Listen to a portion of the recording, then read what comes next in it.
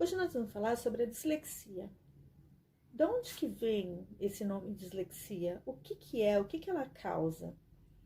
Vamos ver? Então, a palavra dislexia, ela vem do grego, que significa dis, pobre, e lexia, que quer dizer linguagem.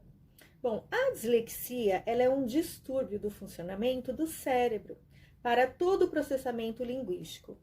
Devido a falhas nas conexões cerebrais, o disléxico não consegue associar o símbolo gráfico e as letras ao som que eles representam. Isso dificulta, então, a escrita, a leitura, a soletração. Para ele fica muito complicado de entender toda essa forma de linguagem. Confusão na leitura. Então, na parte visual, ele vê a imagem desfocada. Ele não consegue ver ela nitidamente. Na escrita, ele tem meio que um efeito minhoca andando. Vamos simbolizar assim. Na leitura, é como se fosse um efeito de rio. E isso quando os textos são muito longos. Quando eles também estão justificados. Então, se ele vai fazer uma leitura de um livro, ele é complicado, porque ele não consegue visualizar e entender da forma que nós entendemos. E aqui eu trago uma comparação para vocês da ativação cerebral durante a tarefa de leitura. Então, um paciente sem dislexia e com dislexia. Quando ele tem tarefas com letras, como funciona, e quando ele tem tarefas com rima. A ativação cerebral do paciente com dislexia, ela é bem menor comparado ao paciente sem dislexia. Observem. Consegue ver a diferença? Ela é bem nítida. Bom, o quadro de dislexia só é identificado a partir dos 8 anos de idade.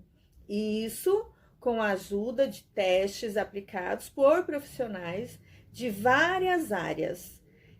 São os profissionais que trabalham de uma forma integrada. Mas é possível que você fique atento a algumas características, como, por exemplo, um atraso na fala, uma má coordenação motora na escrita, memória curta, uma imaturidade, desinteresse por livros, desinteresse por jogos de raciocínio, como, por exemplo, quebra-cabeça. Que é importante, então, para que você possa observar na criança durante a educação infantil. O falar dela é tardiamente? Há dificuldade para pronunciar alguns fonemas?